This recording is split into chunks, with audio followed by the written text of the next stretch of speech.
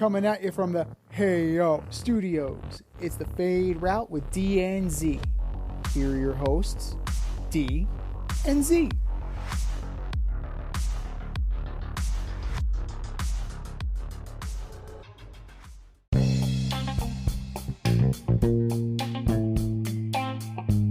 Coming at you live from the Ayo Studios. It's the Fade Route with D and Z. I am Z, and we got a great show for you today. A Legends Home Run Derby? Maybe. The Process wants to process his way out of town? Possibly. And Steph Curry, Sabrina Ionescu, is this Bobby Riggs and Billie Jean King? Possibly. But we'll start briefly with a little quick hit of news. The Washington Commanders have a new owner. It's not Daniel Snyder anymore. He's off the schneid. Josh Harris is in town. The billionaire who owns the Sixers, who owns the Devils, now has another Infinity Stone in his gauntlet, purchasing the club for a little over $6 billion. Some minority owners, including Magic Johnson. So there's some big-time juice coming to the Beltway. And it's not without controversy because, one, Dan Snyder, we all know him. We all dislike him. He takes home that $6 billion minus about $60 million in fines for the investigation that the NFL conducted into the workplace. So, you know, we call that couch cushion money when we're dealing with billions. And good riddance to Mr. Snyder. You did nothing for the league. Congratulations. As far as where they go from here in the burgundy and gold, they're mulling another name change. So this could definitely usher back in the era of the Washington football team or something else. Rumors that FedEx Field might be eventually abandoned for a site on the on what used to be or what will no longer be RFK Stadium, bringing them actually back into DC from Landover, Maryland. So we'll see where these things go, but I think we should all have a parade today in honor of one Mr. Snyder's departure into international waters on his yacht as he goes elsewhere and leaves the NFL to the fans that appreciate the game. And here he is. I've known this guy since his days on Carousel Shoes, Flight Crew through and through, the last QB in St. John's history. What's up, D? How's it going, man? And good morning to you. Good morning. Good morning. I mean, listen, it's a happy day in Washington. Everybody celebrated. They had T-shirts made. They were at the bars. They were celebrating a new ever Washington football.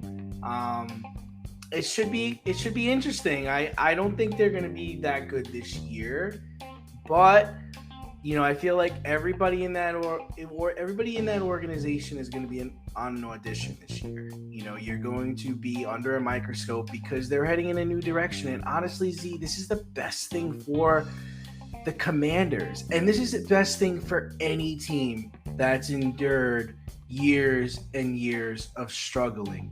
Jets, you know, what you want to do is you need to start fresh. You need to get out of the loser mentality. That's what happens when you lose for so long, that you start to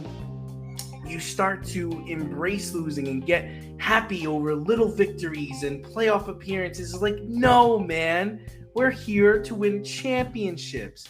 We're not here to mess with cheerleaders. We're not here to do hard knocks. We're not here to be the news on the back page and the front page. We're here to win championships. I'm pretty sure they were messing with cheerleaders, and I think that was part of the reason there was $60 million. Yeah, well, that's what I'm trying to say. Like, you know, that's what happens. And you look at what happened with the Bills. They bring in new ownership. They start winning. They got a quarterback that cares about the community. You know, so I think initially this year is going to be a little tough for the Bills, but I think that, I mean, the tough for the Commanders, but I think moving forward, they are going to be a very happy franchise. They're probably going to get a new field, and they'll probably start competing again with the Ravens for fans. Well, what do you think of this? You hear, like, not to go across sports, but you hear, like, Steve Cohen, right? Executives don't want to go work for him. Do you find that Josh Harris needs to come in and, like, make that big splash move in the executive, like bring in a new GM? Does he need to clean house, or does he need to put his guys in? Because he has his fingers in multiple pies, right? He's got hockey, he's got basketball, now he's got football. Does he have to come in and kind of upset the apple cart and move this team drastically in a new direction? Or do you think he can kind of tread water with Ron Rivera and with Sam Howell and with the GM and just kind of like stabilize the organization? What route would you go if you were John Harris? So I mean, if I'm him, I'm cleaning house up to a certain extent. Like, I do like Ron Rivera because I think he's a great football mind and he knows how to coach defense. And I want to see what I can do with Sam Howell. And why? Because he's on a rookie deal. This is the time to win championships when your quarterback's on a rookie deal. I want to see what he can do, and I'm interested in that. But as far as everything else, GM, scouting, PR, marketing, everybody. And as soon as I come in, I'm having a meeting and I'm letting everybody know. Because I don't want you to stay here. Things are on the up and up, or things are bad, and you're sticking around. I'm coming in. I'm calling a meeting in the big auditorium, and I'm letting everybody know, guys. I want a fresh start. I want a fresh palette. And in a nice way, saying this is going to be your last year, and maybe some of you are going to get clipped in the next couple of weeks. So I probably ride with the GM and the scout for this season. But after the season's over, and everybody's pretty much gone. And then Ron Rivera, I like him. He stays. Sam Howell, they have talent. See, Dotson, they're tight. Logan Thomas, they have talent on the team.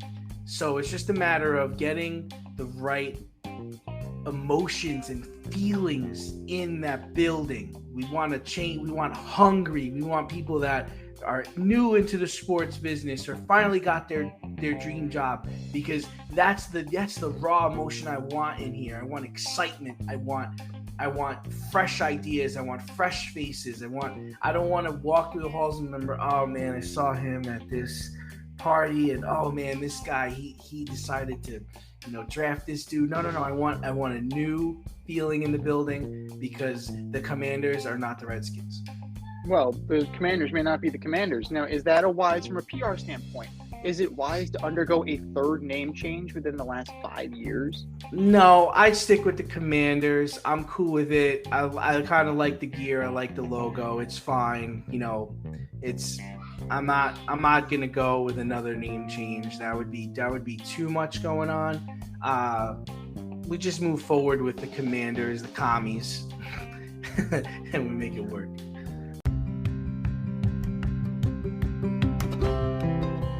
Do you love brownies? Of course you love brownies. But you know what's better than a brownie? A delicious, handcrafted, gourmet brownie delivered right to your doorstep. That's what our guys at Sweet Life Brownie Co. offer.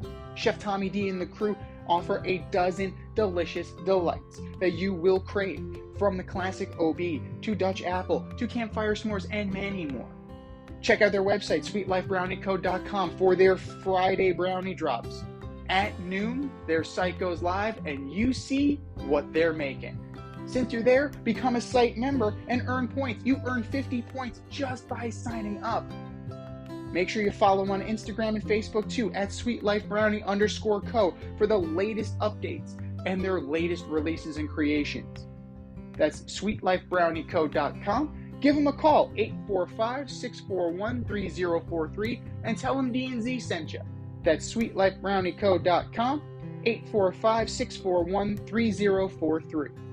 Sweet Life Brownie Co., because there's always room for a brownie. Speaking of making it work and shifting gears, we properly begin today's show with the upcoming Major League Baseball trade deadline. It is August 1st. it's looming. And the Angels have reportedly decided The to listen Odds. to offers on Shohei Ohtani. But at the same time, there's a bit of a problem. They're hanging in this thing and they're winning. So now they're like pulling him back. After a series sweep of the dead-in-the-water Yankees, the Angels sit about a game over 500. All right, they're a game over 500, 4.5 games out of the wild card spot, and the Pirates are coming in for the weekend series. Started out hot, not so great. If you're Perry Manassian, are you buying or are you selling? Are you putting Ohtani out there or are you taking him back? No, Z, I'm sticking with the plan I said a couple of weeks ago, man. I'm selling, man. And I'm going to Ohtani and I'm saying, hey, man, I want you to win a championship this year. And I want you to tell me where you think you could do that and where do you want to go? Where do you want somebody to rent you? Because that's a team I'm gonna leave this room. I'm gonna call them and I'm gonna offer them you and I'm gonna get good return on them. But I want the first meeting of your day of free agency. I'm gonna have a plan. I'm gonna give you more money than anybody else, and we're gonna be loaded. And that's how I sell it. That's how I sell, because as the team is constructed right now, we can't win. Can't win. We're not gonna go into the playoffs. We're not gonna beat teams with just him because Rendon's not gonna be healthy. We don't know what we're gonna get from Trout.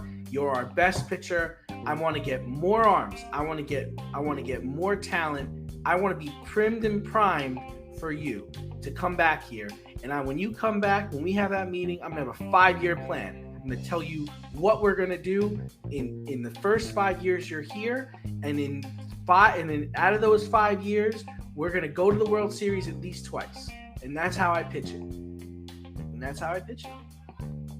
It's hard for me if I'm Shohei Ohtani, and maybe I'm just a cynic.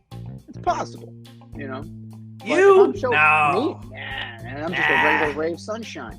But it's hard for me to see what the Angels have done and buy your 5-year plan, right? This is what you've been doing. What makes me think that this is going to be any different? If I'm Shohei Ohtani, I'm not going to say I'm going to lie to you and say you're going to get the first meeting, but conveniently, my phone's not working. I'm in a dead spot. It's time to call the Angels. I'm in a dead spot. Mm-hmm. While I'm in LA negotiating with the Dodgers. But that's fine. If he wants to conduct himself in that manner, there's nothing I could do about that. But I need to do what's best for my club. I cannot let him walk away and get nothing. I can't. I have to maximize the value of my team so that if he came back here, we're stocked and loaded. He doesn't come back here, okay, that's fine. I got 3 prospects and 2 players from the Yankees. I got 3 prospects and 2 players from the Dodgers. The Dodgers have the most top 100 prospects in baseball. And this is what I need to do. I need to move forward. And that's fine. If he wants to conduct himself in that manner, there's nothing I can control. But once everything is said and done, when he does leave in free agency and he goes someplace else, I come out and I say I'll say what my plan was and how I conducted what my plan was, and I'll leave it to the people to decide. And that's it. If I'm Perry Manassian and I'm Marty Moreno, I'm finally cutting bait. That's me. Like, this is what I've come to realize, right? And I think they should finally come to realize too. This group of players is a group of underachieving players. So the core just doesn't work. This mix does not work. It hasn't worked in years. So I'm exploring in the offseason, because I can't explore it now because shocker of shocker, he's hurt again. I would explore trades for Mike Trout. Mm-hmm. I would explore trades for Anthony Rendon where I'm taking 10 cents on the dollar and I'm taking a 16-year-old who just got signed. I'm taking a very low-end minor league prospect to get rid of this guy. And if I'm Perry Manassian, I'm aligned with you. I'm going to trade Shohei Ohtani for the best possible prospect package because I want to get younger and I want to get cheaper because that is throwing money at the problem has not solved the problem. it's never solved the problem with the Angels, right? They threw money at Josh Hamilton. They threw money at Albert Pujols, right? They threw money at C.J. Wilson. How'd that work for them? Yeah. So if you do what you've always done, you get what you always got. So that's why I'm calling the Rays, regardless of what. Ooh, you risque. You risque. You ready to get fleeced by the Rays, man? I want their top prospect. I want Junior Caminero, right? I want Mason Montgomery, their top 5, their top pitching prospect. And then I'll take 2 or 3 other guys from the back end of there, because I'm taking something of value from you, right? Now, I'll take their 1, I'll take their 5, and I'll take Cole Wilcox and give me Brock Jones. I now have 2 pitchers, an infielder, and an outfielder, right? And they're close. Brock Jones, he's an high A, right? He's more of a project, but everybody else is projected to be up in the bigs within the next year or 2. So that's a quick influx of talent, possibly. Or I'm calling the Orioles. I posted this on our Twitter poll yesterday at FadeRouteDNZ. Jackson Holliday, Heston Kierstad, DL Hall, and Dylan Beavers. Your top pitching prospect, your top infield prospect in Holliday, your second best outfield prospect, and your 4th best outfield prospect. Now you might need a little bit more, but I think those are all doable. And these are teams, the Orioles and the Rays, who are going to be battling each other, right? So you can leverage each other. You can get greater deals out of it. You know, you have the Dodgers in terms of projected to be closer. You know, their prospects are projected to be closer. Like Michael Busch is projected to crack the big. Gavin Stone's already been here. Andy Page is. If the Dodgers are willing to do this and maybe include a guy like a River Ryan or, Yorby Vivas, like somebody who's, on the lower end. I mean, if you put together a bunch of lower ends and 1 or 2 high ends, you might be able to walk away with this thing. The Yankees, that's a story for another time because they're dead in the water. They have their own problem. I wouldn't take anything from the Yankees. I wouldn't even take a phone call from the Yankees. Brian Cashman's on the line. Tell him I'm in the shitter. He knows you have a Bluetooth headset. I said what I said. I'm in the shitter. So, I think it's time. It's definitely time for the Yankees to cut bait. It's time for the Angels to cut bait. And if I'm Perry Manassi and if I'm Marty Moreno, it's business. And we need to change the way we do business in order to get different business results. But from the business of baseball to the entertainment side of baseball, Ken Griffey Jr. is putting his name behind a Legends Home Run Derby during the All-Star break. And other former superstars are on board. Jim Thome is on board. Albert Pujols is on board. So if you were Rob Manfred and his infinite wisdom, how would you set this up, and who would be your inaugural participant? Yeah, so I like it. So this is how I'd set it up. I would go back to the 20 swings per round with the top guys moving on. I wouldn't allow more than 20 swings. I would bring in the fence about 100 feet, and you'd be awarded more points for balls that actually leave the park as opposed to balls that go over the short fence. The guys I want in this is I want to get a mix of retired players, older veterans that are currently playing, and fan favorites. But I will listen to whoever wants to come back, So, Pujols, Thome, Griffey. David Ortiz because he's a fan favorite. Frank Thomas because he's a legend of the game. Gary Sheffield, home run hitter. Miguel Cabrera, veteran. Could be fun to watch him with this group. Adrian Beltre. Nelson Cruz. Carlos Delgado. Vlad G. Sr. And those are the top names that I would go for initially. You can't argue with any of those names. Adrian Beltre would be interesting just because he dropped to the knee. Like, that would definitely be a nice visual. I think Carlos Beltran too. I'd like him to come. I'd like him to come there too if he could still, if he would be interested. He's a guy that played on so many teams. Jeff Bagwell, I don't think he can hit home runs anymore. He's pretty shot from the steroids. So what do you think about a guy like? I mean, I'm gonna cut right to the chase. What do you think about would MLB invite Barry Bonds? Would they invite Mark McGwire? I'm not. The only person there's I was on the fence with that when we were talking about this initially in the production meeting.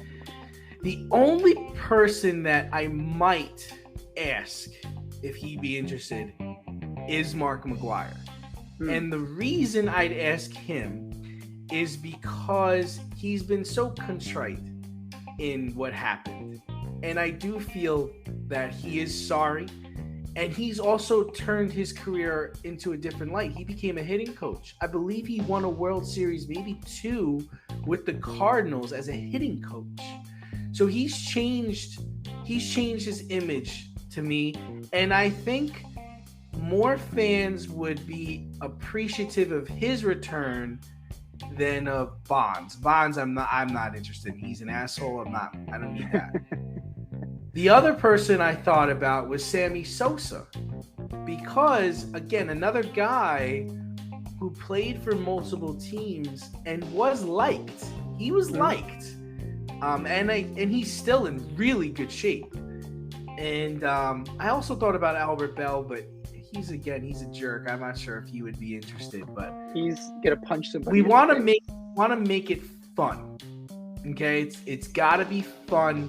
We want everybody mic'd up. We want to hear about the aches and the pains and oh, my arm, no, I'm done. Like, you want to hear that.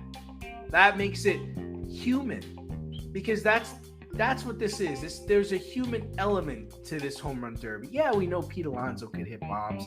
We know Guerrero could hit 90 in a home run derby. But what can Jim Thome do over 50? What can Ken Griffey Jr. do over? Is his swing still as beautiful as it used to be? Right? It's things like that. Like, we want to see the human element, and let's be real. The people who could afford these tickets are older people anyway, so they're gonna have a recollection of when this guy played and this guy played. The younger generation doesn't know. The younger generation doesn't care. So yeah, I'm in, and I'm also for older pitchers wanting to come back and do the tossing for these guys. So if a Greg Maddux wants to come back and throw the batting practice, I'm in for that too. If you guys want to come and let it be a Legends Day, let's enjoy who built this game up. If Maddux is doing it, then it's going to be right where you need it to be. Right, so right. Yeah. Right. Like, that was the main problem with Pete Alonso, right? Everything where he wanted it, he was throwing sliders. His batting practice pitcher throwing him sliders. What the fuck are you doing, man? We got a clock. We got a timer here. You remember? Throw me a cookie. He should have. If he wanted cookies, he should have had Carrasco pitch to him. Yeah. But I'm thinking, I love your idea. They're great ideas. I would put the softball fence up. Yeah. Right. Okay. And maybe even make it higher. Make it a little higher. And then I would have point system. You hit one over that fence, it's 1 point. You hit to the warning track, it's 2. Like, maybe put a secondary fence by the warning track. 100%. Yeah. So 1 point for over the softball fence, 2 points over the warning track fence, and then if you hit it out, 5 points. Oh, even better. Yeah. That's a good idea. So, I love it. Like, go full on rock and jock with this. Yeah. So make it a big deal. Wooden bats. I wouldn't do aluminum. I saw Gary Sheffield hitting tanks with aluminum bats. That seems like cheating. Like Gary Sheffield, it's very dangerous.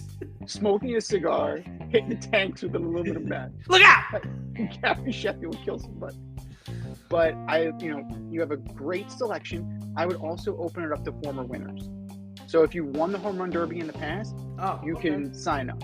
Yeah. The one caveat is that you can't be an active player. So like Pete Alonso can't take on, the winner of this home run derby. But Justin Morneau's won a home run derby. Josh Hamilton won a home run derby. Tino Martinez won a home run derby. Yes. You have maybe that's the route you go. It's like you bring back all the guys who's ever won. That makes it. And who's the real home run champion? Something like that. You could definitely do that. I mean, you put some of those guys in with the personalities that you mentioned, and you left Manny Ramirez off. I know he's a steroid cheat, but I would still put Manny in because Manny's entertaining as hell. Like Manny's a clown. Like you need some personality. Problem is he left on really bad terms though, and he was not contrite. He didn't feel bad for anything he did. That's the only problem with him. He cheated. And he left. Remember, he left on a really bad, sour note with the league. That's the only problem I have with him. And I don't know how he's not loved like David Ortiz was loved. Like even some Yankee fans like David Ortiz. I mean, nobody likes Manny. They like David. They remember Manny. Alex Rodriguez. Yeah, that's why Yankee fans like David Ortiz because he hates Alex Rodriguez. Yeah, that's another. Alex Rodriguez. That's a guy I'm not inviting. I don't want him at all. Actually. Wow. No, interesting. No, you're a disgrace. And I can't stand anything you do. I can't even watch his simulcast. I hate him. I was very surprised that he and Kay were not doing the home run derby. Because it said home run derby simulcast. I won't even watch it. Have you watched it? Have you watched this garbage? It's kind of dry. It's a little dry. Michael Kay is there steering the ship as best as he can, but it's A-Rod tries. I'll give him that, but it's not the Manning cast. Like they tried that lightning in a bottle. The beauty and the joy of the Manning cast is that it's the Mannings. Like you're selling the personality of Peyton and Eli busting Peyton's balls. Like that's what makes Michael Kay's not busting Alex Rodriguez's balls. He's sucking up to him, right? He's sucking it. Yeah. Yeah, it's not really that great. I don't want to hear it. Back to the home run derby, like all those guys, past winners, you put in a point system, you have brackets. People love brackets. Fans love brackets, right? Because you can bet on it, right? If we're like the horses out of the barn. Is that what you think the obsession is? You think the obsession is they're able to bet on it? Is that why there's such a hard on for brackets right now? Absolutely, because you can analyze the shit out of it, and you can take bets on it, 100%. But like you have your brackets, you have your term. You go 20. I mean, you're going 20 swings. I'm going 10 outs. Could take a while. You're going the traditional 10-out fashion, but they're older guys, so it may not necessarily be the case. And I mean, Junior's a stud. Junior will probably be there for a while, but I would go 10 outs, and then just have your bracket like you normally did. I would not go like very deep. I would go maybe 8 tops. But even if you had like if they had like qualifying events. Right, and you had like special events somewhere where like, Ken Griffey Jr. is taking on David Ortiz in a home run derby qualifying event. Then you can break it down to 4, right? You can have the final 4 during All-Star. And the thing you want to do, Z, is you definitely want to cut down on the swings. You don't want them to swing as much because they're going to get tired. Mm-hmm. So you definitely don't. You want to try to. I think you want to try to limit how many rounds you do, and I think you want to limit like how many swings they actually take and that's the other problem you have is the breaks in between. Like if they've got to wait around before they go again, that's when they can get hurt, and that's when they could also get really tired. Like when you're up there and you're going, the adrenaline's pumping, you're not thinking about it. You come and you sit on the side for 15-20 minutes, and now it's like I'm stiff, because remember, you're dealing with older guys. It's not so lively. As much as they'll prepare for this event, you're not prepared for the downtime. Yeah, and that's why I'm thinking that might be a good idea. Do the qualifying events at other things, right? You have other events going on. This allows Major League Baseball to kind of branch out, right? You can have like the Williamsport Classic earlier. You can have the Fort Bragg game again. You can do Field of Dreams, and then you have the Home Run Derby qualifiers as part of it. You can have an event before the event, and then you have like the main event, which is the tournament matches, the Final 4. So I'm thinking that'll also cut down on the aches and pains and the Flexall 454 between the rounds. The Blue Emu, like both of Johnny Bench's sponsorships. So we got you covered, Johnny. Avoid messy accidents. Get better stopping power with your brake pads. Callahan brake pads. You never know when you'll be driving in the road and there will be a truck tire that you need to avoid and save your family. Callahan Auto. We really care about what's under your hood. We have some contract news in the NFL. Sort of. The deadline for the franchise tag players to sign long-term deals has come and gone. And Saquon Barkley, Josh Jacobs, and Tony Pollard are all left with Ugats. Saquon has mulled over sitting out into the season to improve his position, saying basically if they're gonna fuck me, I'm gonna fuck them. And the Giants fucked him. The Giants fucked him back. He signed James Robinson. They signed a legit starting running back. Allegedly. Now, Le'Veon Bell, remember him? He has recently come out saying he regrets sitting out his final year with the Steelers. So what should Saquon do? And does the NFL have a running back problem? Let me first say that I'm very proud of the teams standing their ground. You know, Saquon should play. Prove your worth. You know, he's been injured the last couple of years. And he's had issues. I mean, look at the guys on the street, Z, that don't have a job. You got Zeke, you got Cook, you got guys that can run with the rock. The NFL doesn't have a running back problem. There's an abundance of running backs with talent. What the NFL does not have is a starting date. What the NFL does have is a starting quarterback problem, right? That's why quarterbacks are paid very well. They've got left tackle problems. That's why left tackles are played very well. They have center problems. That's why centers are played very well.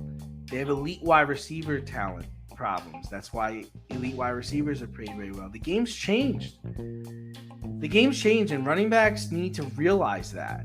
You know, teams will have no problem passing the ball 60 times a game and giving it to James Robinson to run it in on the goal line. As he pours himself a shot. That's right. It is time. I need a little 5 o'clock somewhere, man. A little injection of some morning coffee, a little chock full of nuts. But, so that's my stance on it. Is that, you know, look at a guy like Zeke. A guy like Zeke is not getting a contract. He rushed for over 800 yards last year. I'm pretty sure he had double-digit touchdowns. He is the model that the Giants do not want to follow. They're not going to give you that contract when a guy like Tony Pollard could just do just as good. And you know what? The other issue I have with Saquon, you're taking on the wrong franchise, dude. Like, this is not the franchise to say fuck you to. Like, they don't care. Like, they're the New York Football Giants. This isn't the Jets who will take you after sitting out a year. This isn't the Rams. This isn't the Cardinals. This is a New York Football Giants. This is the Mara family. You cannot say what you say. You can't say things like that. So I truly believe his career as a Giant is done. And you look at, like you said, you look at other teams. Look at Todd Gurley, man.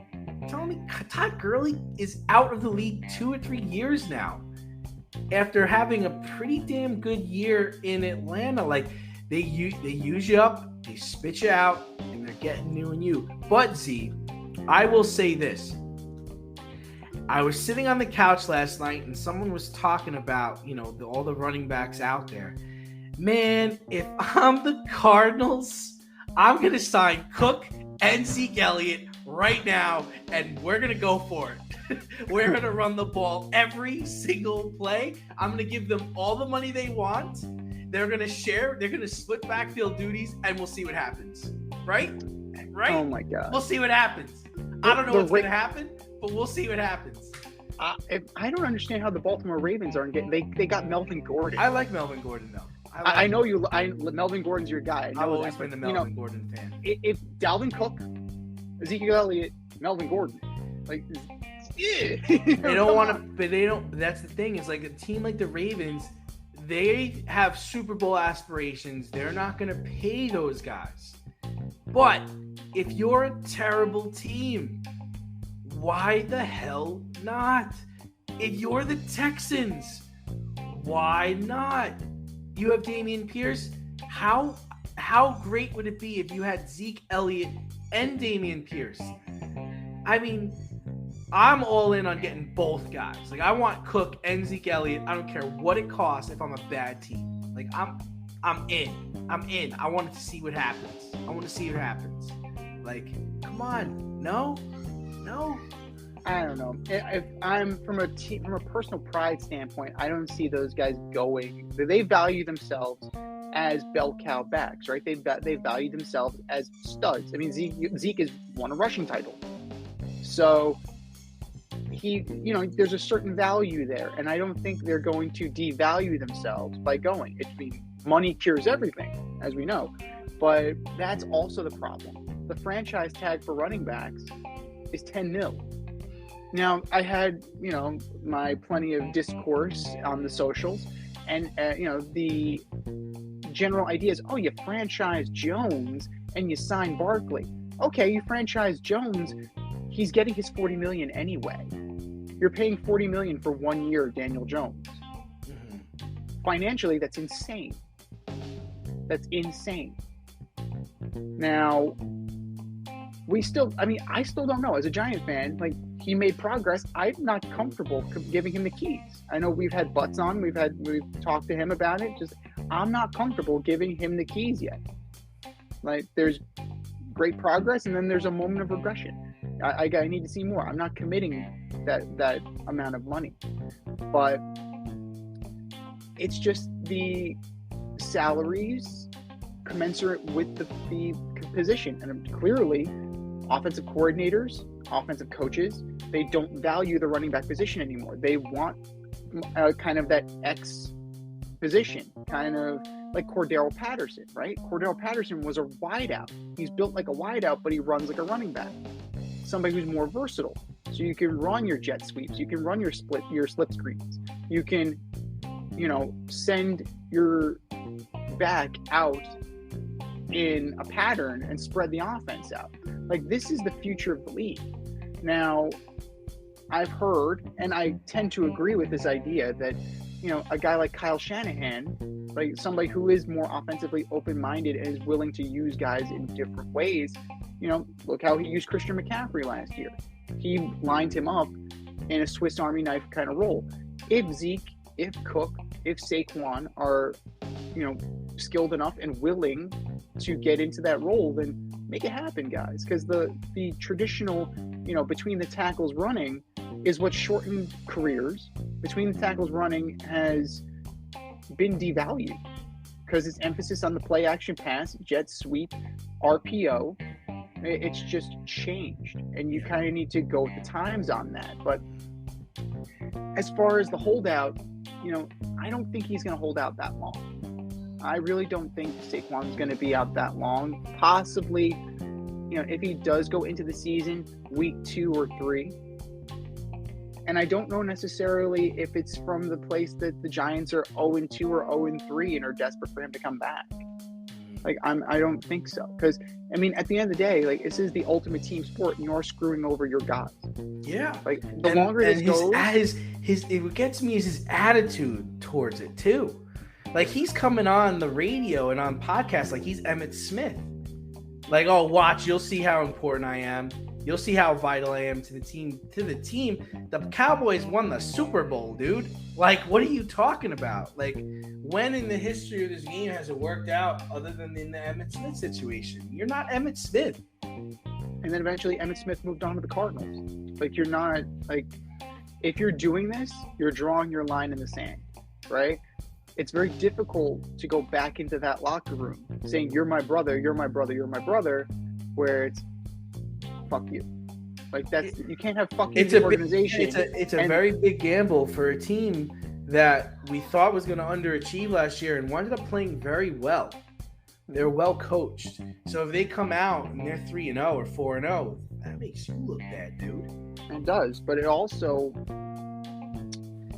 makes you wonder, like, would the Giants explore trading his rights during the trade deadline, before the trade deadline? So a team could come along, like, you know, say the Chiefs, right? Pacheco, McKinnon, Clyde Edwards-Helaire, you know, not exactly the bastion of health, right?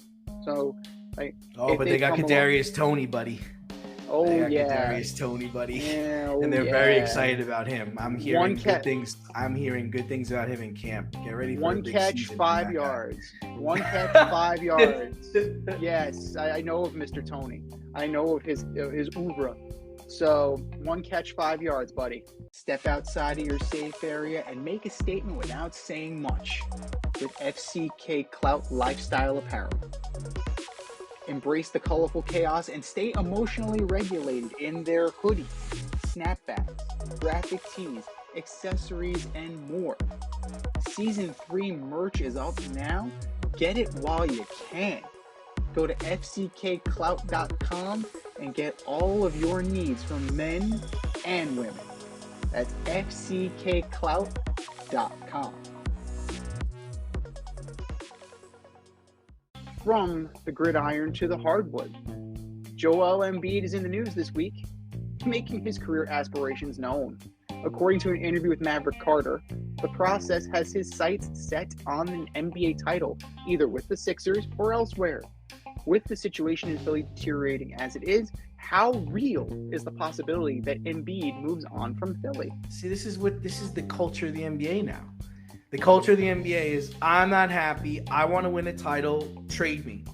I want to go somewhere where I could win. Yada yada yada. That's the culture of the NBA now, and it's terrible. I don't see him as being moved. As you know, I don't think it's very likely. The one thing I will say about Daryl Morey is he knows how to build competitive NBA teams. Morey's looking for top-level talent for Harden, and I don't quite understand why Harden doesn't want to stay in Philly and compete for a title with Embiid. Does that seem odd to you, Z? It seems a little odd. It definitely seems a little odd, but here's the... I feel like the window is closing for Harden, and it would be best for both players to team up for a title together. You know, Embiid is super talented. I just always get worried about how much he falls to the ground and falls to the floor. I think the chance for a Shaq-like trade, right? For him to go from Orlando to LA. I don't think anything of that grandeur is on the spectrum right now for Embiid. But you've seen players ask to be traded, beg to be traded, and then it happens. But I can't see Daryl Morey trading this piece.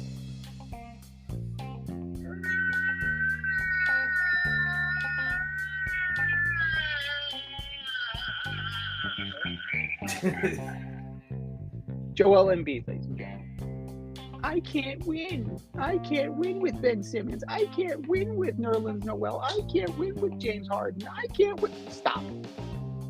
Great players eventually strap it on their back and take it on themselves, right? That is the hallmark of a great player. This guy, he's just another guy. Great, he won an MVP. That's fine. That's great. You need to be able, if this is your team, if you're the leader of this team, then lead. Leading is not requesting a trade or floating out the idea of a trade if you don't get your way. Now, if this is some kind of backhanded negotiation to James Harden, this backhanded plea, I don't see it, because Harden has done a similar cry job, right? This is the way of the NBA. If I don't get my way, if I don't get an immediate gratification, I'm out.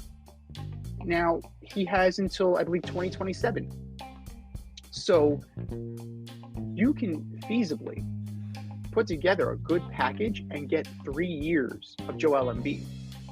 And the Sixers can straight blow it up, right? Because who's left? You can build around Tyrese Maxey. Everything, it runs contrary to everything you've heard, right? We're gonna bring in Harden and we'll move out Maxey. Why? Maxi's younger. I love Maxi. Right? Tyrese Maxey is the guy you should be building around. Right? That's what I see. Now, all you have done is kind of clouded the issue. And Embiid, he either needs to be on board or he's got to go. Right? There's no 1 foot in, 1 foot out. That strategy doesn't work.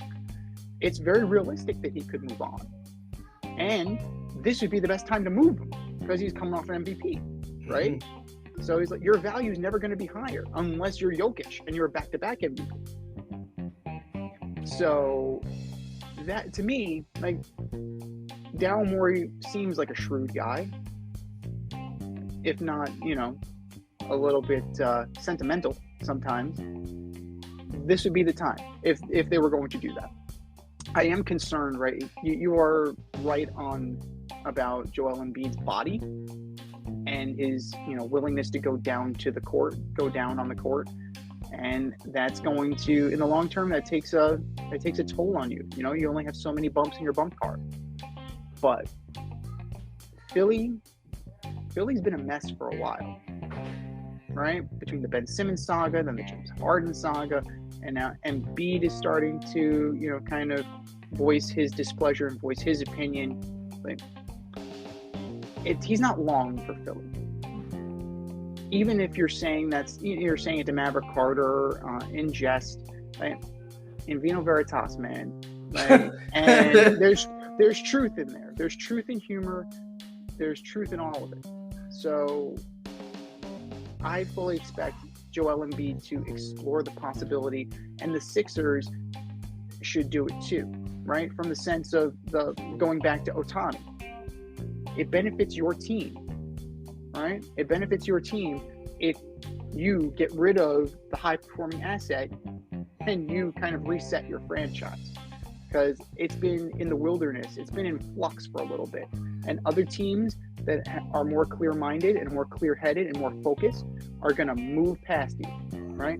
The Celtics, as faulty as their roster is and as flawed as they are, I have them past Philly. The Knicks, I have the Knicks going past Philly because they seem to have more. The Knicks have more of an idea of what they're doing. Think about that. The sentence I just said to you, the New York Knicks have more of an idea of what they're doing, of what their identity is. Very telling. That's very telling to me.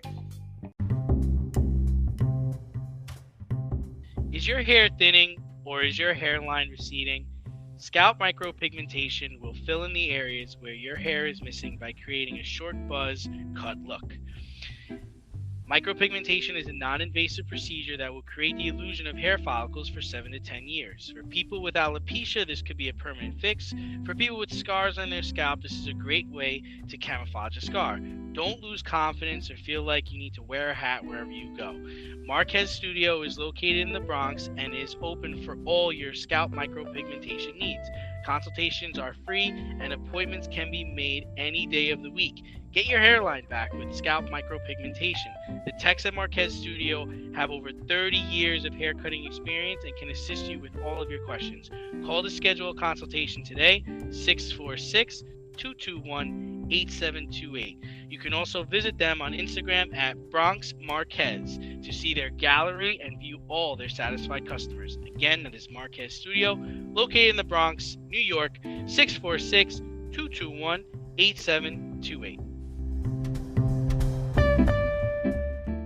Speaking of identity, moving to the soccer pitch, there's a new identity in the MLS. Lionel Messi was officially introduced as a member of Inter Miami on Sunday, and he played his first match last night against Cruz Azul. The Argentine superstar leads the championship grandeur of PSG for last place squad. It's in a league that, for better or worse, is looked down upon by many around the world. Now, Messi did score a goal on the free kick in extra time, and many of his critics are saying it was scripted. Oh, go fly a kite on that. So, what can Messi, what can Inter Miami, and what can the MLS expect from this move?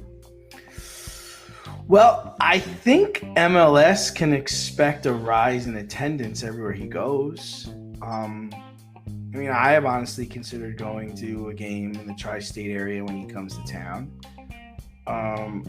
I think he can expect to dominate, like Zlatan, like Beckham, Rooney, and also, as you saw last night, he comes into the game and look at that beautiful kick right to the back of the net. I'm not sure about the soccer community in Miami. So I think initially it's going to be great for the team. It's a spectacle, but I think it'll eventually fade. I'm not sure if it has sustaining power. Miami's not that, as despite what people think, Miami's not that great of a sports town. People don't go to Marlins games. People don't go to Dolphins games. Miami, they go to the games when Miami's good, and they also leave early. So, I don't know what the Miami impact will be, but I think initially he's definitely going to raise attendance around MLS. So for the MLS, you can expect a rise in ticket prices. Yeah. Oh, for sure. Okay. On the secondary market, one of my fiance's friends, her husband sold his Red Bull Miami tickets for about $1,000 a ticket. So there you go. That's all you need to know. Right? You're making secondary market ticket pricing very rich. Now, naturally, clubs will want to raise their prices because the quality of star that you're seeing is going to be higher. Most likely starting next year, obviously, because you're not going to do in-season ticket hikes. Like that would be like very scummy. But the MLS can expect that. Maybe a greater standing in the world, depending on how Messi does. But you went to a last place team. You're probably the second worst team in the MLS. I think only the Colorado Rapids are worse, if I'm correct. But Messi can expect some decent competition. Is it going to be like a cakewalk? No. MLS, it's representative, it's competitive. So he's definitely going to, he's going to be challenged, we'll say. And Inter Miami, as far as what they're doing, increasing ticket sales, increase in attendance, increase in merchandise sales. I don't know if you're going to see that much. You're not going to see that much improvement. Sergio Busquets is coming. You have Jordi Alba coming, because it's now going to be the Lionel Messi show. Right? He's gathering together. He's getting the band back together. They're playing the greatest hits. Luis Suarez might be coming too. That guy. Yeah. So this is a very weird, fluxy time for Inter Miami and for the MLS, because you're getting this huge influx of international talent, but they're older, right? And it's hard for me to see that they're going to take a rocket ship to the top, right? And we've seen this before between Pirlo, Zlatan, Chicharito. You've had tons of international stars come into the MLS, and especially at this point in their career, and it hasn't really moved the needle, except for Zlatan, because Zlatan moves every needle. Thank you, Zlatan. But it remains to be seen. But in the short term, tickets are going up, fan interest is going up, everything's going to go up just to see Messi one time. If you can see him one time, families will do it. Fans will do it.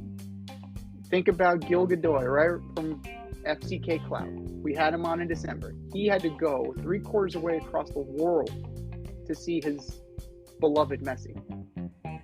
Now, he can just go to Yankee Stadium or go to Citi Field if NYCFC is playing at Citi Field. Right. That brings that dream, that brings that reality closer to home.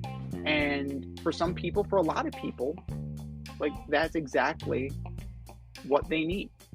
And it's exactly what's going to happen. I just hope that MLS takes this goodwill and invests in it and betters the product so that it's a short-term boost, but it has potential to bring in more international talent of that caliber and really raise the world view of the league.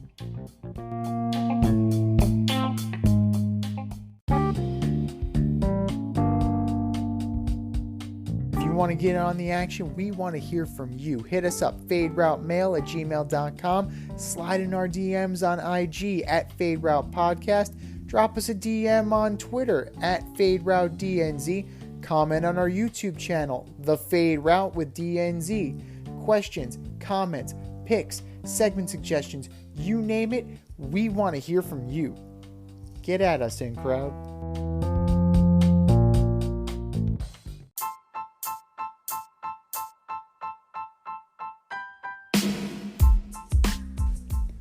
It's time for the mail route on the Fade Route. If you want to get featured, hit us up, faderoutemail@gmail.com, or slide in those DMs at Fade Route Podcast on IG, or drop us a line on our Twitter page at FadeRouteDNZ.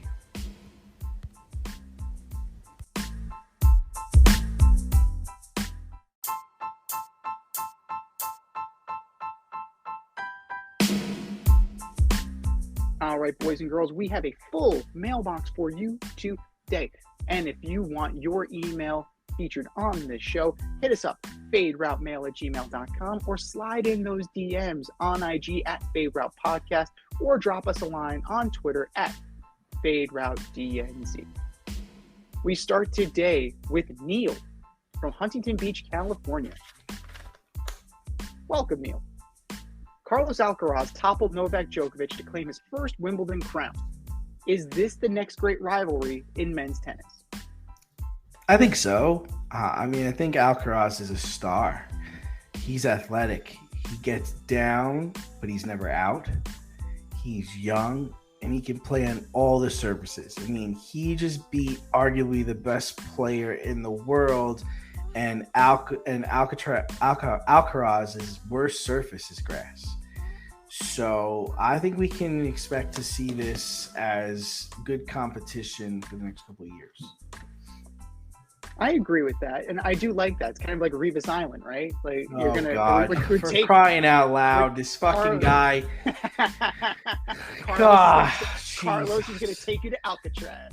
Oh, come on, this Revis Island garbage. I agree, though. I think that it's going to be a good rivalry. Dude won one Super Bowl, and he was playing zone most of that year. Everybody likes to show the videos of him shutting down AJ Green and Randy Moss, but how about the times Randy Moss blew him up for over 100 yards? Nobody plays those videos. This fucking guy. Silent. All right, you good? Take a breath. All right. Give this guy the key to the city. Dude didn't even win here. He doesn't even go here. Oh my God. That's true. He doesn't. But he's in the Ring of Honor. Oh no, I'm not going to do that either. Oh, but as far as where's D. Milner now? Oh my God. Milner Island. That guy. Oh my God. Oh, D. Milner. They better win this year, dude. They better win this year. They better win. Oh my God. Quentin Copels is next. Vernon Golston. That guy. But to go back to the tennis, Alcaraz is 20 years old, so he's got plenty of time. And he looked great against Joker. And Joker did not look slow. He didn't look like he lost a step. He is a great deal older than Alcaraz, but they can hold their own. It was a punch counter punch situation, and I think that going forward, at least in the short term, because Father Time catches us all, for the next 2 or 3 years, I think that Alcaraz and Djokovic are going to be strong rivals, and they play each other very well. The one time that Joker, got the best of Alcaraz was dealing with cramps, so it wasn't, you can put an asterisk next to that one. So you have an injured opponent, you should win. If you lose to an injured opponent, that reflects more on you, if you're Novak Djokovic. But Alcaraz is smooth, he's got the power, he's got the skill, and I think that we are in for a treat for a long time. And my eyes in particular, US Open is right around the corner, right? The whole issue that Djokovic had with the vaccine and with the medical, I don't think that's going to happen this year. So Djokovic should be in line to play. He should be welcome to play. Now, what's going to happen? Who knows? It's the US Open. But I'm more interested to see this showdown, and I'm interested to see if Alcaraz can do it again. Email number 2 comes from Tony with an I in Minneapolis, Minnesota. Hey guys, bigger Steph Curry story. His win at the American Century Classic Golf Tournament or his 3-point challenge to Sabrina Ionescu? I mean, listen, I guess I'm going with the golf tournament because playing against Curry in any shooting competition is like playing against Klay Thompson or Larry Bird. I'm just not taking any chance with that. I believe Sabrina missed like 3 shots, right? I'm not interested in that. I think, I've seen Curry make 10 I've seen him shoot 3-pointers for 10 minutes straight and not miss any. So I don't think there's anything on the line there. I don't think we're gaining anything by that. So it's not the Bobby Riggs, Billie Jean King that I was joking about before? No. No. Maybe in 10 years when he's a little older and he's not so in his prime in that. I think he's a pretty impressive golfer. I mean, he eagled the last hole and he got a hole-in-one at that tournament. It's pretty impressive. But then again, these athletes put a lot of money and a lot of time into training for golf. So I'm surprised, but I'm not surprised. A lot of football players and a lot of basketball players are good golfers. Was it J.R. Smith? Didn't he go back to college and he made the team? He made the golf team. So watch the documentary on Amazon about that on Prime. It was I think a 5-part series. It was really good. J.R. Smith is it was the academic side, but also the golf side. Right, highly recommend it. All right, check that out. For me, I mean, we know that Steph Curry is almost close to a scratch golfer, if not a scratch golfer. He's a pro. It wouldn't surprise me that if he retires, he goes on tour. It wouldn't surprise me if he qualified, right? So he's that skilled with golfing. I'm interested in the Ionescu versus Steph Curry. I'm very interested because she stroked 20 in a row. Yeah, but dude, it's in that situation, she's going to be going head to head with Curry. There's a psyche that goes on with that, man. Is she going to be ready for that kind of pressure? I mean, that's the only thing I don't know. She's a professional athlete too, man. She's former number 1 pick. She's, I get all that, but it's a bigger stage, and you're really only going to miss 3 shots again because he's going to hit everything. I mean, he's going to hit everything. I mean, this dude shoots. He shoots from the stands, for God's sake, in warm-ups. Well, it's not horse. I mean, if it was a game of horse, I don't know if it would be fair. But in 3-point shooting contest and 3-point shooting rules, I think she's got a shot. And it's I would want to see it. It's definitely something that that would be compelling because it's the best versus the best, and we want to see it. You always want to. We always talk about that, right? Who is the best? We were never, you can't compare between eras. You guys, they can't come together and actually do it. Here, you have an opportunity to do it. And I was joking about the Billie Jean King and Bobby Riggs thing. Thank God it's not that case because Bobby Riggs was a freaking chauvinist pig. But it's the subtext. There's a story there that I think would be interesting. Curry winning a tournament, he's very skilled. He can go on. He can qualify for the tour. He can go. What's interesting to me about the golf tournament was the fan interaction with Marty Fish that ultimately caused the yelling in between the swing because the guy allegedly had a bet on it. We'll get to him later, an alleged superstar. Awesome. But that is very telling to me. Sorry, and it's really funny. No, it's ridiculous. It's back to what we were talking about betting. But, I expect Steph Curry to be good at golf because I've seen Steph Curry be good at golf. I want to see what he can do against Sabrina Ionescu, and I want to see what Sabrina Ionescu can do against Steph Curry. Email number 3 comes from Jeremy in El Paso, Texas. Welcome, Jeremy. The Netflix documentary Quarterback got renewed for a second season. If you were producing the show, what 3 quarterbacks would you choose for the show? Yeah, so I want Zach Wilson, Baker Mayfield, and Kyler Murray. That's what I want. I want to see the struggles of mediocre to bad. That's what I want to see. I don't want to see the people at the top of their game. What fun is that? We've seen the talented and successful quarterbacks behind the scenes. I want to know what it's like for Zach Wilson to have gone from being drafted in number 2 overall, having his jersey all over the Jets shop, to now can't find his jersey anywhere. We're all asking Aaron Rodgers what's going on. I want to know what's going on with Zach Wilson. I want to know how he feels after he makes a terrible throw or makes a terrible decision or drops. I want to know what Baker Mayfield's doing. I want to see how he's handling being a Buck or wherever he's going to play in 2 years. I want to see Kyler Murray. I want to see how he's handling no DeAndre Hopkins, or if he's contemplating playing baseball. I want to see how good he is at video games. I hope there's a whole half hour where we just watch him play video games.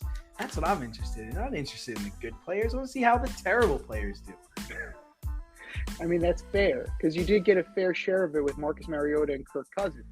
So, I like Kirk Cousins. I'm not going to give him a hard time. I think he's a good person. I think he's a good person. I think he's a good family man. I think he's a good player. He's good.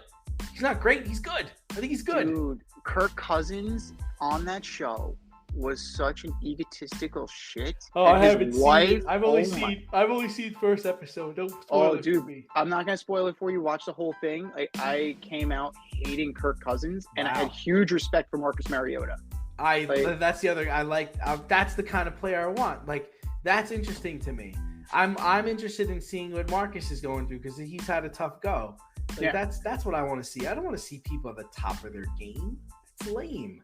It's fucking garbage. No, I'm 100% with you. Well, the Mahomes, actually, we had an idea of what Patrick Mahomes was about. Like, I got a really good idea of what Patrick Mahomes is as a person, of who he is as a person. And I came out watching him. I came out with way more respect for him. Yeah. And, like, really genuinely liking him. Yeah. Genuinely liking Marcus Mariota. And, like, I trashed Marcus Mariota as a player, but as a person, like, I've come to really like Marcus Mariota. I just like that he's going to be backing up Jalen Hurts in Philly, but whatever. But Kirk Cousins, I found him personally unlikable. Why do you dislike him being the backup in Philly? I think it's a great spot for him. That's who he is. It's a great spot for him. I'd prefer if he was a Giant. Oh. Yeah. Not from a standpoint of I get him that. as a person. Yeah, I get that. No, that's who he is. Mm-hmm. He's a backup, and that's okay. That's okay. Yeah. We can't all be starters. That's true. He's a backup, and he's a very good backup, and there's nothing wrong with that. I like the way the Raiders used him a couple of years ago. I think that's his bread and butter. Goal line packages. He just, after taking a couple of hits, it wears him down. And it messes with his decision making. But fantastic athlete, good person, and good player. Good player. Yeah. It's a good player. Good character. Very good character. Completely, amazing character. Like, you really come out of the show liking Marcus Mariota. But I mean, my fiance came up with 3 good ones. I mean, 4. It would be 4, but he's hurt. Brock Purdy. I would definitely like to see how he recovers from year 1 or year 2. Unfortunately, he's hurt. Like, so that would be cool from a rehab process. So you have you have Brock Purdy on, like, you show the clips from last year, and then you go through the physical therapy and the rehab. That could be an interesting angle. So, like, any of, like, Purdy, Geno Smith, Lamar Jackson, Daniel Jones.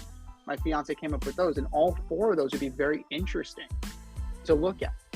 Like for me, I want to see Jalen Hurts because you just lost a Super Bowl, right? You just lost the fucking Super Bowl. How do you recover from that? And for the 3rd time, the Eagles lost the Super Bowl, and how do you recover from that? I just wanted to say the Eagles lost the Super Bowl, but right? It's the mental side of it. Like physically, Jalen Hurts has all the tools. How do you recover from that mentally? I love Geno Smith. That's a great one, right? Dude went from a backup to now like a budding star. Like he's how going do to you be in the Jets Ring of Honor soon. right after Mark Sanchez. But how does Geno Smith now handle year 2? I think that's a great one. CJ Stroud would be good as a rookie, like not the number 1 pick, right? People had questions about whether or not you could actually play in this league. Now we got to see how he can do, right? That would be a good one. And you mentioned the backups, right? To get the insight of what a backup quarterback does. A guy like Blaine Gabbert. How does a guy like Blaine Gabbert prepare, especially now that he's on the Chiefs? Like you think you're never going to play. Like what's your role? Right? I don't think that's the mentality of a backup quarterback. I don't think you go into thinking you're never going to play. I think you go in expecting to play and being ready to play. That's just But that would be something that we would get to see, right? Like you peel back the curtain. So the fan, the armchair quarterback fan who thinks they can do this as they're downing another slice of pizza, like this is their insight into what preparation really looks like over the course of a season. And it's as the season's happening. So God forbid, like something happens to Patrick Mahomes and Blaine Gabbert has to play. Now the switch has to flip, right? You went from I'm the backup to now I'm the starter. It's kind of like what Brock Purdy went through last year. I was the 3rd stringer. Shit, now I'm the starter. But I think Sam Darnold would be interesting from that standpoint. That's another one that I'd like to see. I'm hearing Shanahan is loving Sam Darnold. That's very interesting. That's what I'm hearing. I'm hearing he is everything he wanted him to be, and it's not. I think it's going to come down to how well the offense is gelling. Yeah. So because he's almost like he's like Matt Ryan-esque to Shanahan. So I don't. Another guy is going to the Jets Ring of Honor. So many rings. They're gonna have to put more rings. They're gonna have to put more rings on the stadium. Just build higher. And or just make it like the Cowboys, and just kind of like paint over. Just gonna make it like the Stanley Cup, where you just have like the little numbers. Like just go with it for the Jets Ring of Honor. But for me, I'm going Jalen Hurts. I'm gonna go CJ Stroud as my rookie, right? And I'm in the middle. I'm gonna go Jared Goff. We saw that already, though. We got the Jared Goff experience already. We got it with Hard Knocks, man. You want more Jared? You want Jared Goff in Detroit? I want to see life. I want to see Jared Goff in Detroit with expectations. That's what I want to see. Okay. Right? Because now the team has expectations. How is that going to look? Because we're going to get force-fed Aaron Rodgers all year. Whether we like it or not, we're going to get force-fed Aaron Rodgers. As a palate cleanser, I'd like to see these other guys. When Jalen Hurts is a palate cleanser, and Jalen Hurts was all over TV last year, that's a problem. So NFL, you need to clean that up. It's too much Aaron Rodgers right now. I'm just throwing that out there. Give us a little palate cleanser. Just a little bit. Slow your roll on Aaron Rodgers. Slow your roll on the Jets, and maybe take a look around the league. There's some other great stories, but there are so many options that you can do. But realistically, any of these guys, any quarterback around this league could possibly be featured on this documentary and be interesting. So it depends on the angle, depends on what you're trying to do. And, Peyton Manning's producing it, and it is fantastic. It's a must watch.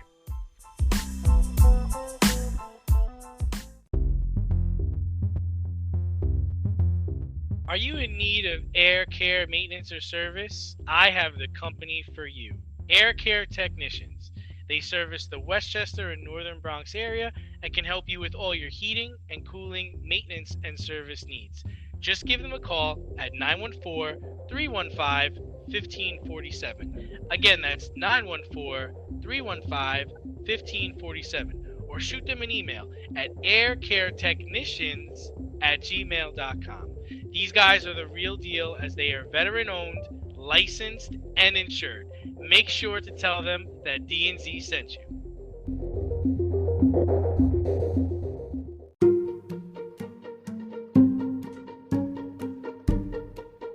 The Fade Store presents the Alleged Superstar of the Week Award.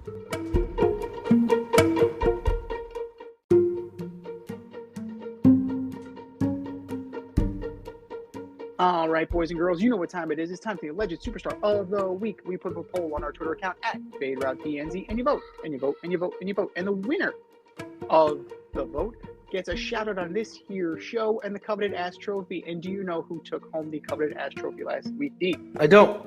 Brian Cashman. That guy. Well earned. Well earned, well earned. Dylan Lawson, not looking that bad now, is he? No, no, it's not. He should change his name to Patsy. Patsy Lawson. I like that. But that was last week. This is this week. Who are your nominees for Alleged Superstar of the Week, D? Oh, I've got some good ones this week. So first up, I've got Anthony Rizzo, not my uncle, but the baseball player. Has not hit a home run in his last 170 plate appearances, was caught laughing and joking around in the dugout while getting shut out by the Angels 4-0 earlier in the week. These are not your father's Yankees, as for the first time since 1990, they are in last place, or they were in last place. Hey, Paisan, you are my Alleged Superstar of the Week. Number 2, his partner in the dugout, Carlos Rodon. Same game. Down 4-0 coming off the field, Carlos decided to blow a kiss to chirping Yankee fans behind the dugout. As if it could get any worse, he was pulled after giving up 6 runs. Carlos is currently sporting a 7.36 ERA during his winless start with the Yankees. Carlos Rodon, you are my Alleged Superstar of the Week. And last and certainly not least, Jared Kelenic. After striking out in the 9th inning of a meaningless game with the Twins, Kelenic decided to kick a cooler, and the cooler won. Jared broke a small bone in his left foot. The injury lands Kelenic on the 10-day injured list, but who knows when he will be 100% because he broke a small bone in his foot. Jared Kelenic, you are my Alleged Superstar of the Week. Z, what do you got? I think we can officially say that the Mets won that trade. Can we officially say that the Mets won that trade? I think I broke my foot. Coach, we got a problem here. But yeah, no, I thought you fouled it off the other foot. No, I kicked the cooler when I gave it the dugout. What? You asshole! You asshole! Going on here? You're gonna send me back to Tacoma. I don't even live there. Holy shit! Oh God! So I'm gonna start with that fan that I mentioned before, right? Oh, okay. Marty Fish in his backswing. Yes, it's a celebrity golf tournament. What are you doing? First of all, you're betting on celebrity golf tournaments. He's got money on the line, Z. Get a hold of your fucking life. Get a hold of your life. You're betting on celebrity golf tournaments. Please. He bets on children's birthday parties too. Jesus Christ. Hey, what's the over/under on Bronx Chester Little League? Can you do me that? Oh my God, what a degenerate. But between the betting aspect, the lack of etiquette, what are you doing? Man, my friend, get a hold of your life. Get a hold of your life. You are my Alleged Superstar of the Week. Tennessee football vacating 11 wins from 2019 and 2020 after former coach Jeremy Pruitt received penalties for recruiting violations. Rocky Top. Oh yeah. Rocky Top indeed. Tennessee football. You are my Alleged Superstar of the Week. And last but not least, FIFA. Ticket sales not going well for this Women's World Cup. Hopefully it's improving as we go through the tournament, which started already, but they're papering the tournament. This is the biggest tournament in women's soccer, and they're having to paper the stands to get them full. This sounds like a promotional problem because women's soccer is pretty damn good. This sounds like a you problem, FIFA. You need to do a better job of promoting this game. And not just the U.S. team. There are plenty of other players around the world that fans want to see. Right? So stop giving us the American stars. Give us some other people too. FIFA, you are my alleged superstar of the week. I think we've said our piece. Go to our Twitter account at FadeRouteDNZ and vote, and vote, and vote, and vote. And for our nominees.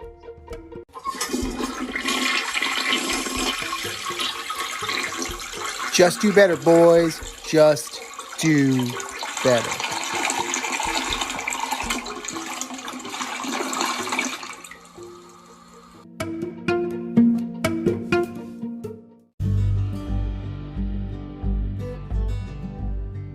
For all the grill masters, green thumbers, home repair heroes, and DIY aficionados in the Richmond, Virginia area, if you're looking for a personal service, quality products, and a convenient shopping experience, look no further than Thacker Ace Hardware in Colonial Heights, Virginia.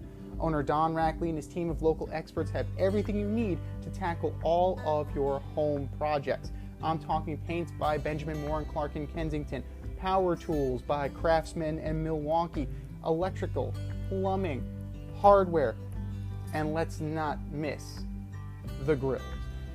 Weber, Big Green Egg, Traeger, Blackstone, top shelf, amazing. And for all you green thumbers, their nursery department is fantastic. Give them a call today, 804-766-4223, or stop by 27 Dunlop Village in Colonial Heights. That's 804-766-4223, or swing by 27 Dunlop Village in Colonial Heights. Thacker Ace is the place with the helpful hardware, folks.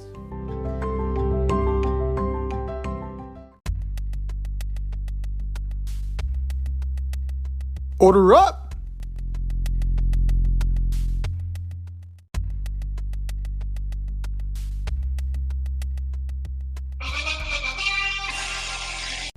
It is time, ladies and gentlemen.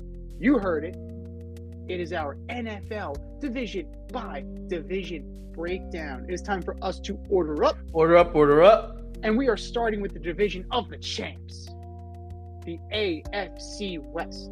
From 4 to 1. What you got, dude? All right, so I'm going to start with the Raiders. I think it all goes downhill, man. I think Jimmy G gets hurt. Jacobs gets hurt. Adams refuses to play. McDaniel gets fired, and they finish in last. I think that's where they're going. Number 3, I've got Denver. I don't believe in Russ. I think he fails early. Stidham comes in and plays well, and they compete for second. But I think Sean Payton's there for the long haul, not the short haul. He may have been there to try to fix Russ, but I think ultimately they'll be taking a quarterback in the first round of the draft.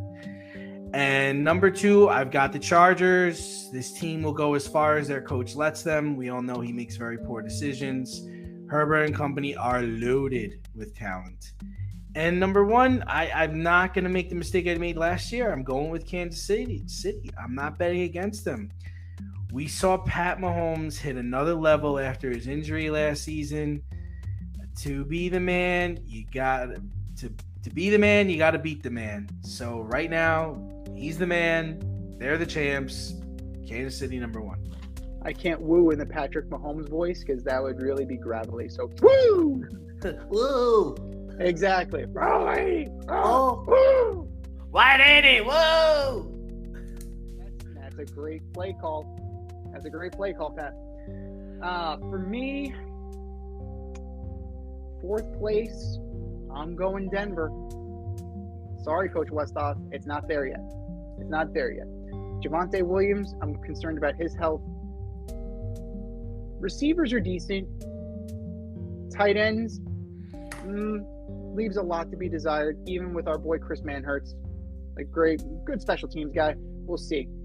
But this boils down to the quarterback. Can Russ cook in Sean Payton's offense? I'm not sold. I'm not sold at all. Denver's in last for me. Number 3, this may surprise you a little bit. I'm going to say it's very close. It's a very, very close 3. I mean, fighting for second place all year. But I'm going to go with the Raiders. Barely. I think that there's going to be a little bit now that Carr is out, Jimmy's in, you have a little bit more continuity with the New England system. The question is health. Can they protect Jimmy G? That's the question. Because if Jacobs gets into camp, if he's going to be there, he's a stud. You have Adams, Jacoby Myers, Hunter Renfrow, Austin Hooper at tight end, right? They lost Darren Waller, they brought in Austin Hooper. The talent is there. On defense, you have plenty of guys. You have Crosby, you have Tillery, you have Chandler Jones. This boils down to Jimmy and his health. And I think Jimmy will stay healthy this year to make a run at second place. Second place, it's the Chargers. And I'm not confident in second place because of 2 people. Kellen Moore, right? Das Wunderkind. What has he ever done? Like Dak Prescott, I'm not impressed by what Dak Prescott did under Kellen Moore. It's very His offense is Doesn't do anything for me. Right. And I don't know if Justin Herbert's going to improve under Kellen Moore. Mm-hmm. And then Brandon Staley. How is he gonna fuck this up? Plain and simple. Right. How is Brandon Staley going to fuck this up? At least 3 losses this year are going to be on Staley. I think we should petition this. Colossal coaching mishaps, colossal coaching blunders should now forever be called Staley's. Colossal coaching fuck-ups should forever be known as Staley's. Just because of this guy. The talent is there. You've got to get out of your own way. And they'll barely clear the Raiders. I'm not sure about a playoff spot. They'll barely clear the Raiders this year. And number 1, the reigning, defending, undisputed champion, Kansas City Chiefs. How can you go against this team after what they did last year? The infrastructure is still there. Coach Reed is still there. Patrick Mahomes is still there. Travis Kelce's still there. Unfortunately, Kadarius Toney's still running his mouth. But still there. It's all about Kansas City in the West. This has been the Fade Route with D&Z. Thanks for tuning in. Catch our podcast usually on Wednesday nights on iTunes, Spotify, iHeartRadio, wherever you listen to your podcast. So until next time, stay faded, everyone. Time for us to run the go route, but we'll talk to you next week. Thanks for listening to this episode of our podcast. If you like what you heard and want to hear more, be sure to like and subscribe on your favorite podcast platform. Rate us 5 stars, leave us a review, turn on subscription notifications, and tell your friends. Spread the word, spread it wide.